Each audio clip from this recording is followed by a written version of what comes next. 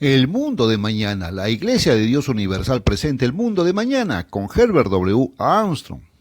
Damas y caballeros, Herbert W. Armstrong. ¿Cuánto tiempo más podrá este mundo vivir sin Dios?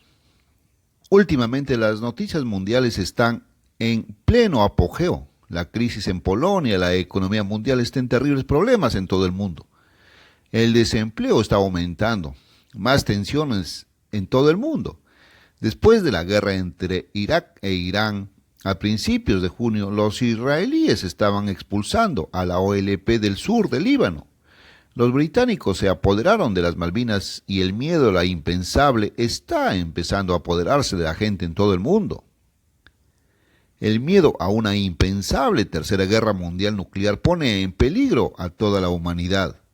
Por primera vez están listas las armas de destrucción masiva que pueden destruir a todos los hombres, mujeres y niños en esta tierra. Y eso nos incluye a ti y a mí. ¿Cuál es la solución a todas estas cosas? Este mundo está en problemas. Este mundo está en sus últimos días. Este mundo se tambalea, listo para su caída final. ¿Cuál es la solución? Bueno, los evangelistas religiosos gritan: bueno, Cristo es la solución, pero simplemente aceptar a Cristo, simplemente creer en Cristo. Bueno, eso es lo que predican. Predican que quieren llevar a Cristo en el nombre de Cristo a las naciones del mundo. Entonces, habrán oído hablar de Cristo y simplemente lo aceptarán, simplemente creerán en Él y pensarán que eso resolverá todo. Oh, amigos míos, es mucho más que eso. Permítanme darles algunas palabras muy impactantes del mismo Jesús, de lo que dijo el mismo Jesucristo. Está en el libro de Juan en el Nuevo Testamento, en el capítulo 8, y comenzando con el versículo 30. Y mientras Jesús decía estas palabras, muchos creyeron en Él. Eso es lo que intentan que la gente haga hoy. Simplemente cree en el Señor Jesucristo. Bueno, aquí había muchos que sí creían en Él. Quiero que se fijen. Dijo entonces Jesús a los judíos que creían en Él: si permanecéis en mi palabra, seréis verdaderamente mis discípulos. Continuar en su palabra significaba que no serán justificados los que oyen la palabra, sino los que la hacen. Él dijo: si permanecéis, si cumplís su palabra, era una forma de vivir, era arrepentirse, era salir de la forma en que has estado viviendo, cambiar la vida en que has estado viviendo. Eso está causando todos estos problemas en el mundo. De eso se trataba el mensaje de Jesús, pero la gente lo ha perdido por completo. Ahora continuó: y entonces conoceréis la verdad, y la verdad os hará libres. Pero ellos le respondieron. Se metieron en una discusión desde el principio. Ahora creyeron en Él. Recuerde, estas eran personas que creyeron en Él y respondieron: nosotros somos la simiente de Abraham y nunca fuimos esclavos de ningún hombre. ¿Cómo dices entonces que serás libre? Y Jesús le respondió: de cierto os digo, todo aquel que hace pecado, siervo es del pecado, y la paga del pecado es muerte. Eso está en su Biblia, en Romanos 6:23. ¿Sabes? Déjame decirte que cuando vi esas palabras por primera vez en el otoño de 1927 me quedé estupefacto. Me quedé atónito. Dije: bueno, eso no puede ser cierto. Me enseñaron en la escuela dominical y por supuesto había oído que no había prestado mucha atención a la religión desde que tenía 18 años. Y ahora tenía 34 años en ese momento. Pero yo dije: ¿por qué la paga del pecado la paga lo que te pagan por lo que haces? Y si lo que haces es pecado, obtienes vida eterna, pero en el fuego del infierno. Es una sentencia de por vida. En el fuego del infierno nunca te quemas, sigues ardiendo y ardiendo. Entonces me quedé en shock. Pero la Biblia dice que la paga del pecado no es arder para siempre, no vivir para siempre, sino la muerte. Y luego la siguiente parte de ese mismo versículo me sorprendió aún más. Pero el don de Dios es vida eterna por medio de Jesucristo, nuestro Señor. Y dije: bueno, regalo de Dios, ya lo tengo, soy un alma inmortal. Y sabes, Tuve que empezar a buscar en la Biblia y descubrir que me habían enseñado mal. Incluso allí la Biblia dice 2 veces, el alma que pecare morirá. Adán fue hecho alma viviente. Lo que surgió del polvo de la tierra se convirtió en un alma. Génesis 2:7. Y el polvo de la tierra entonces es un alma, no un espíritu. Y Dios le dijo a esa alma, Adán, que cuando tomara del fruto prohibido, seguramente moriría. Entonces esa alma pudo morir, y esa alma murió. Y todas las almas han estado muriendo desde entonces. Por eso leemos en Hebreos 9:27. Está establecido que los hombres mueran una sola vez, y después de esto el juicio. Y nuevamente en 1 Corintios 15:22. Como en Adán todos mueren. La gente ha estado haciendo eso desde Adán hasta los últimos 6.000 años. Pero así, en Cristo todos serán vivificados. Pero eso es a un juicio, y van a dar cuenta de todo lo que hicieron en ese juicio. Y no necesariamente dice vida eterna, aunque algunos pueden encontrarlo en ese momento. Ahora, continuando, Jesús le respondió, de cierto os digo, que todo aquel que hace pecado, siervo es del pecado. Y como dije hace un tiempo, la paga del pecado es la muerte, y te conviertes en un siervo del pecado, y él se convierte en tu amo.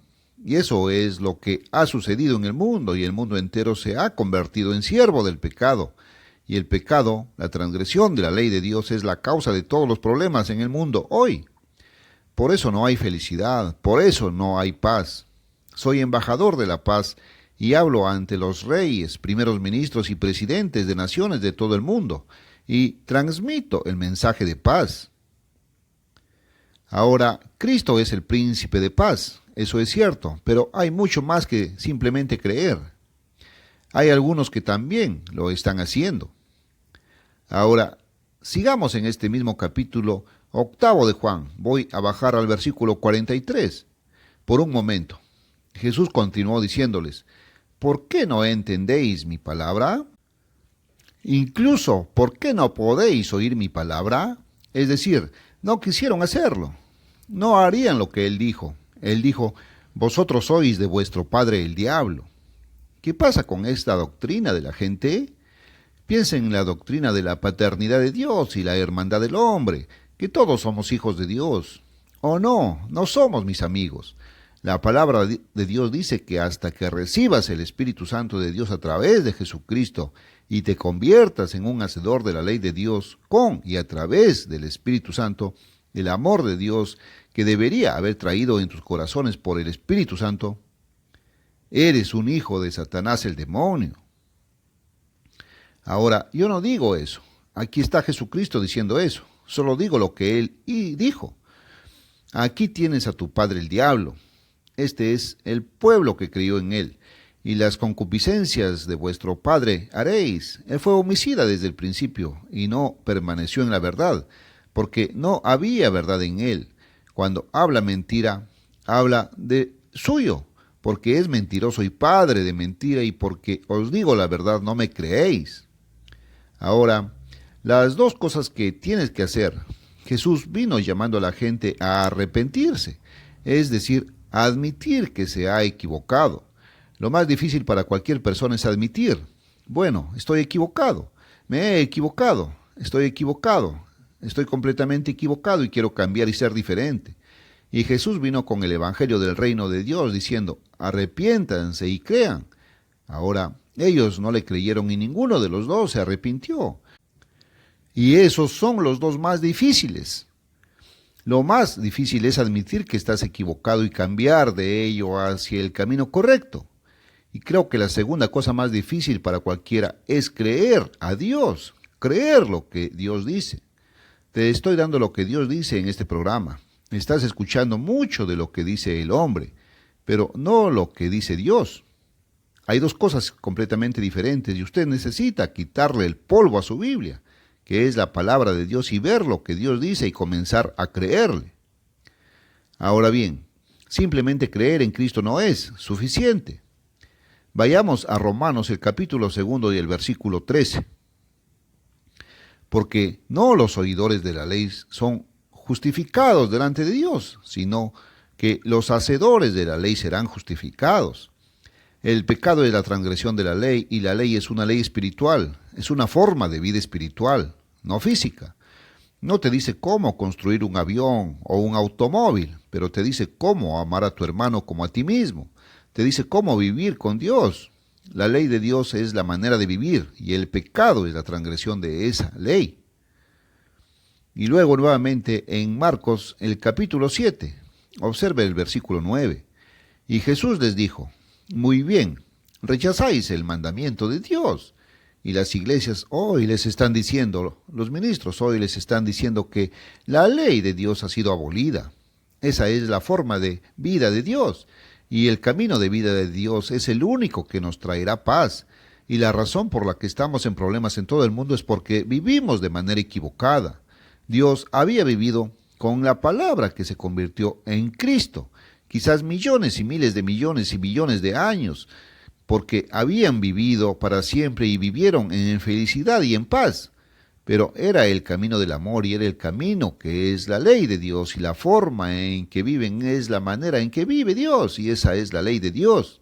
Y sin embargo intentan decirte que esa ley ha sido abolida, que puedes vivir como quieras y que de todos modos tendremos paz. No la tenemos. Hemos estado viviendo de manera equivocada durante 6000 años y no hay paz. Él les dijo: muy bien, rechazáis el mandamiento de Dios para mantener vuestra tradición. Y luego justo encima de eso, en el versículo 7, aunque en vano me adoran. Puedes adorar a Cristo, no solo creer en Él, adorar a Cristo y hacerlo todo en vano. Hacerlo todo en vano. ¿Cómo? Enseñando como doctrina los mandamientos de los hombres, porque dejando a un lado el mandamiento de Dios, retenéis las tradiciones de los hombres. Amigos míos, las tradiciones de los hombres se han convertido en el cristianismo tradicional, se ha convertido en cristianismo tradicional y en la tradición de los hombres, y es hora de que todos comencemos a despegar. Y ha llegado el momento en que Dios está enviando una voz a este mundo, una voz para clamar y decir: salid de su Babilonia, pueblo mío, salid de este mundo, de los hombres, las tradiciones de los hombres. Ahora, permítanme mostrarles la conexión entre todo eso y las noticias mundiales y lo que está sucediendo en el mundo, y lo que leen en sus periódicos y escuchan en sus transmisiones por televisión todos los días. Pasemos a Apocalipsis, el capítulo 17, por un momento, comenzando con el versículo 1. Juan está hablando aquí de lo que sucedería pronto en estos últimos días y muy poco antes de la segunda venida de Cristo, y en el capítulo 17 está dirigiéndose directamente a la segunda venida de Cristo y está contando lo que vio en visión de las cosas que iban a venir en la tierra. Y él dijo: vino uno de los 7 ángeles que tenían las 7 copas.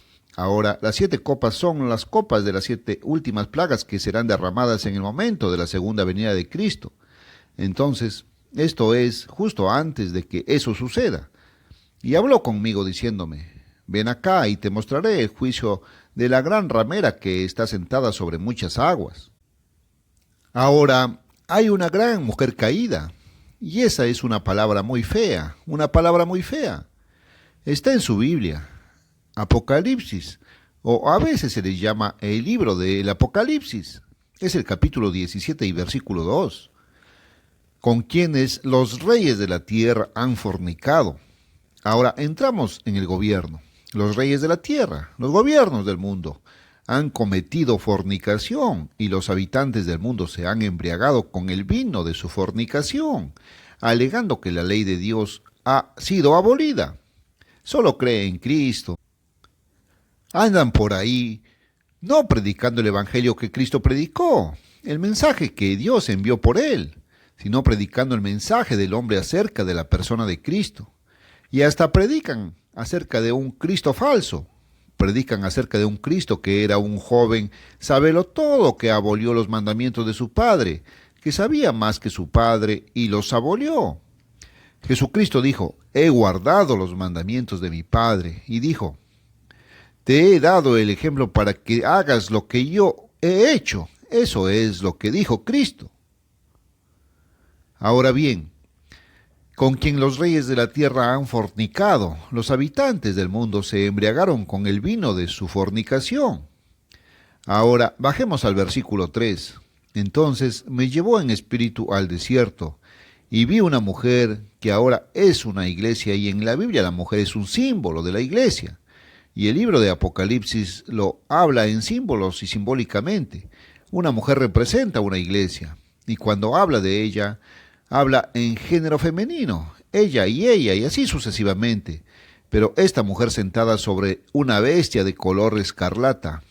Esta bestia era un gobierno, y se habla de ella en el género masculino, y de él durante todo el capítulo 13, 14, 15, 17 de Apocalipsis.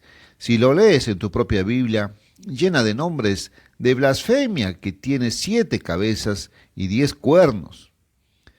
Y la mujer estaba vestida de púrpura, el color de la realeza, y del color escarlata, el color de una ramera, adornada de oro, piedras preciosas y perlas.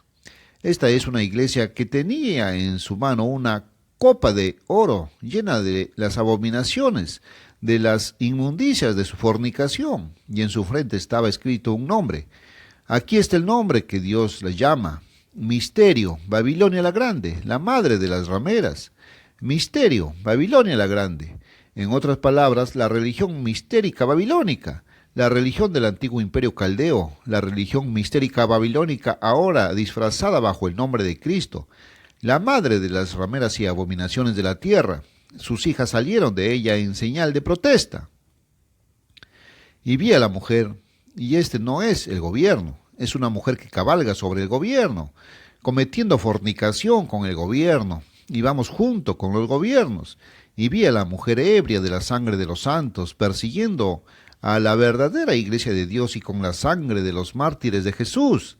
Y cuando la vi, quedé maravillado con gran admiración. Y el ángel me dijo: ¿por qué te maravillas?